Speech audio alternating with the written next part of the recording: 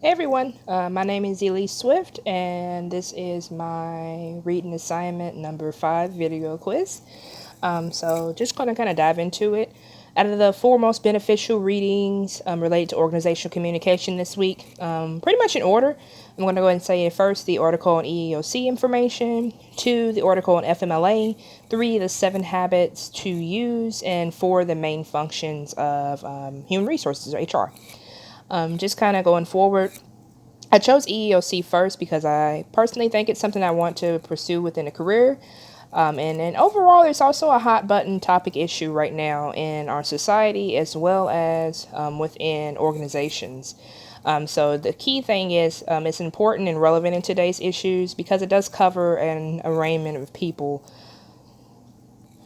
from different backgrounds, pretty much whether it's race, color, religion, sex, or national origin.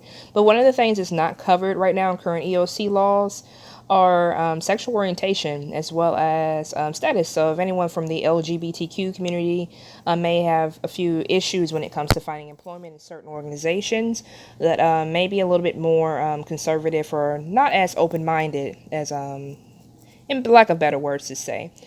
So I think that's definitely something that can be looked at under the microscope when it comes to our issues with organizational communication, when it comes for personal bias, as well as what can be impeded legally and what should be allowed just because it is a equal or justifiable thing to do when it comes for employment of certain types of people.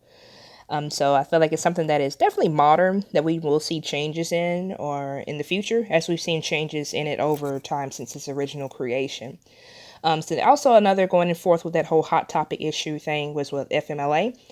We see this a lot when it comes for mothers trying to get time off for their children, as well as even father with paternity leave. That's been something that you might see on in different articles or even TV where they're talking about the paternity leave thing where the fathers are having time off too. FMLA, one of the things that you have to work at least 12 months with the company or at least 1,250 hours. And that is not always possible, especially if the person is hired, said maybe if they're 6th or 7th month of pregnancy. So in a situation like that, how exactly can you work that out? So companies definitely have to make sure that they communicate the policies, the guidelines, but also maintaining equality, and that is what's going to be best for the employee and as well for the company. So I feel like that's definitely important to organizational communications and kind of flows into my main functions of human resources. So human resources, a few of the different qualities that I got in the reading were the training and development, labor and compliance, but kind of goes along with some of those other laws of EEOC and FMLA. But also another thing of just employee relations. So HR is not only just the kind of face and front line of a lot of issues and kind of sorting things out between the company and the employee, but they have to also be kind of biased and maintain not only the policies of the company, but also be empathetic to the employee's needs and situations.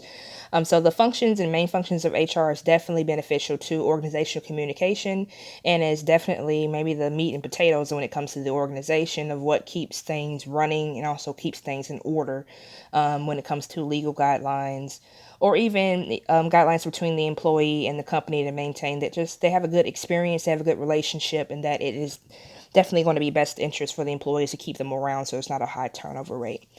In the 7 habits portion, I feel like that was definitely beneficial. I'll go ahead and say that was my fourth out of all of them.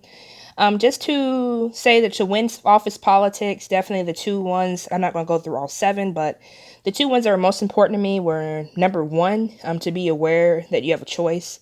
It also had a little part in there that said, instinctive fight always bring issues and cause more problems if you just go by your instincts instead of just really thinking and using that logic. So, and that happens a lot, I feel like, in just day-to-day interactions between people or disagreements, as well as not only just in the workplace. So if you're just kind of going by your instincts, kind of flying off the seat of your pants, and kind of hot-handled with things, it does make things worse rather than taking a moment to sit back and to go forth with the proper action. And that's kind of where HR can come in to play, where if either of the employees or either the people involved have an issue, that HR can kind of simmer things down and kind of imply that policy while also maintaining that everyone is kind of going to continue to do what they need to do in the best proper fashion without causing any more issues to the company or production or even more to their employee relationships. The second one I would definitely say would be number 4, and don't take sides, which definitely happens a lot, definitely more than often that you see, whether it's one person thinks they're more right than the other, or you think that one person is, or even if it comes to a department, a larger entity has a right more than the other kind of thing. So kind of staying biased and staying in the middle to hear out both sides, is both sides are going to have what is right to them, both sides are going to have what's incorrect of the other, and there is some truth to both of it, either direction it will be.